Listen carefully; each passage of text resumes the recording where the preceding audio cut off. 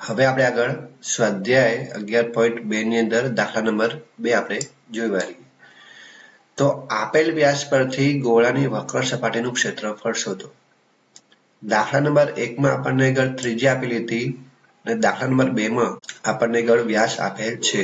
તો વ્યાસ પરથી આપણે આગળ ગોળાની વક્ર સપાટીનું ક્ષેત્રફળ શોધવાનું છે. તો આની અંદર આપણને આગળ કુલ 3 દાખલા આપેલા છે. પહેલામાં 14 સેમી, બીજામાં 21 સેમી અને ત્રીજાની અંદર 3.5 મીટર. તો શરૂઆત કરીએ દાખલા નંબર 1 થી.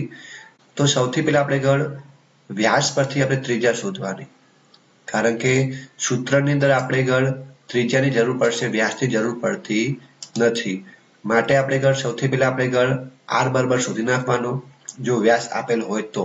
જો ત્રિજ્યા આપેલી હોય તો ડાયરેક્ટલી સૂત્ર મૂકી દેવાનું. તો શોધી વાળીએ ગોળાની ત્રિજ્યા r બરાબર વ્યાસ ભાગ્યા 2. તો વ્યાસ આપણને આપેલ છે 14 સેમી. તો 14 ભાગ્યા 2 સેમી બરાબર 7 સેમી મળશે. તો આ રીતના r એટલે કે ત્રિજ્યા બરાબર 7 સેમી ગણાશે. હવે આપણે સૂત્ર મૂકી દઈએ કે ગોળાની વક્ર સપાટીનું ક્ષેત્રફળ. તો એના માટેનું સૂત્ર છે કે 4 પાઈ r નો સ્ક્વેર. હવે સૂત્રની અંદર કિંમત મૂકી દઈએ તો 4 ગુણ્યા પાઈની કિંમત આપેલ ન હોવાથી 22 ભાગ્યા 7 ગુણ્યા r. r આપણા માટે છે 7 સેમી. તો 7 ગુણ્યા 7 કરશું, પાછળ લખશું સેમીનો સ્ક્વેર. હવે આપણે આગળ 7 જતા રહેશે. તો 4 ગુણ્યા 22 ગુણ્યા 7 કરવાથી આપણને આન્સર મળશે 616 સેમીનો સ્ક્વેર. હવે એના પછી દાખલા નંબર 2 ની અંદર જોઈ લઈએ. તો દાખલા નંબર 2 ની અંદર પણ આપણને આગળ વ્યાસ આપેલ છે. તો વ્યાસ પરથી આપણે ત્રિજ્યા શોધવી હોય તો ગોળાની ત્રિજ્યા r બરાબર વ્યાસ ભાગ્યા 2. તો વ્યાસ આપણને આપેલ છે 21 અને ભાગ્યા 2 ના 2, પાછળ લખશું સેમી. હવે 21 ભાગ્યા 2 કરવાથી આપણને આન્સર મળશે પોઈન્ટમાં મળશે.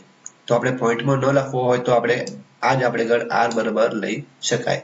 હવે આપણે સૂત્ર મૂકી દઈએ કે ગોળાની વક્ર સપાટીનું ક્ષેત્રફળ બરાબર 4 પાઈ r નો સ્ક્વેર.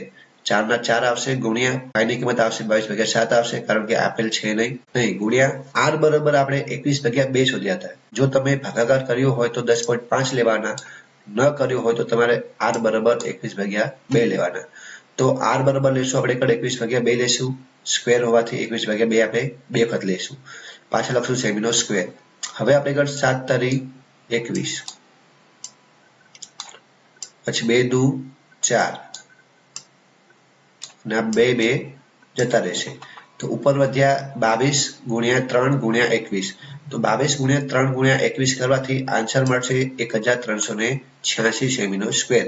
હવે એના પછી આપણે આગળ જોઈ લઈએ દાખલા નંબર 3. તો દાખલા નંબર 3 માં પણ આપણને આગળ વ્યાસ આપેલ છે. તો વ્યાસ પરથી આપણે ત્રિજ્યા શોધવી હોય તો ગોળાની ત્રિજ્યા r બરાબર વ્યાસ ભાગ્યા 2. વ્યાસ આપેલ છે 3.5 અને 2 ના 2, પાછળ લખશું મીટર. હવે પોઈન્ટને જો દૂર કરવો હોય તો નીચે 10 મૂકવા પડે. તો પોઈન્ટને આપણે દૂર કરશું તો નીચે આપણે 10 મૂકીશું, 2 તો હતા જ અને ગુણ્યા 10. પોઈન્ટ પછી એક જ સંખ્યા હતી માટે 10 મૂક્યા. જો 2 સંખ્યા આવે તો 100 મૂકવાના. હવે છેદમાં 10 મૂકતા આપણને આન્સર મળશે 35 ને 35 લખશું અને 10 દુ 20 એટલે કે 20 અને છેલ્લે લખશું મીટર.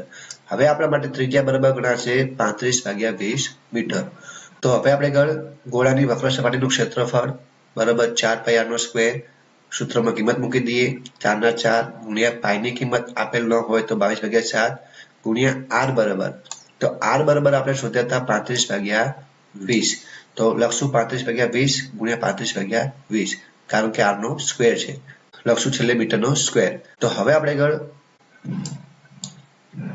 4 પચ્ચા 20, 5 છિત્તા 35, પછી આવશે 7 જતા રહેશે. પછી આને કરશું 10 ગુણ્યા 2, 11 દુ 22, એ ઉઠશે 11 દુ 22. હવે છેલ્લે વધે આપણે આગળ 11 ગુણ્યા 35. તો 11 ગુણ્યા 35 ભાગ્યા 10 કરશું એટલે આપણને આન્સર મળશે. તો 11 ગુણ્યા 35 કરવાથી આન્સર મળશે આપણને આગળ 385. તો છેદમાં કેટલા છે 10 છે.